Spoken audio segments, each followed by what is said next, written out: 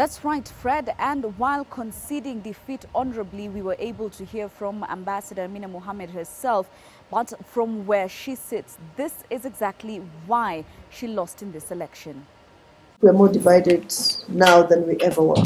And the divisions are quite artificial, actually. I've said before that it's sad that Africa is divided along language lines, and yet those languages do not belong to us, and the owners of those languages do not fight amongst themselves, right? I don't remember a time when the UK and France were fighting over their languages. They've left that fight on this continent. Now, according to the Kenyan delegation, the Francophone versus Anglophone debate was the biggest issue that they had to deal with here. But they do believe that there were other factors at play, considering that the Francophones ended up getting a majority of the seats in this election. It's a Moroccan question, the admission of Morocco, which again played a different role. Morocco, for the first time, after being out of the AU over 20 years, were back with full swing.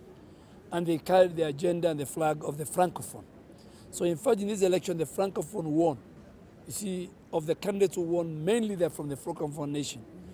But it's very, very sad that Kenya was coming with a reform agenda. Amina represented Pan-Africanism.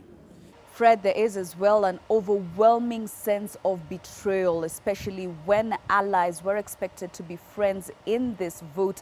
They turned against Kenya in the last minute. We've drawn good lessons, very, very good lessons, and that appearances are deceptive. I think we're very honest people, so it's difficult to deal with deceptive people. 4 countries in East Africa did not side with Kenya. And I think it's because of Djibouti had a good reason. They said the deputy was from Djibouti. And if Amina won, then there was no way the deputy can come from the same region. So them. But the rest, I think, Kenya, I think, is faced with the one problem within her neighbors. And in the last 3 years, Kenya foreign policy has really profiled with a number of visits and conferences.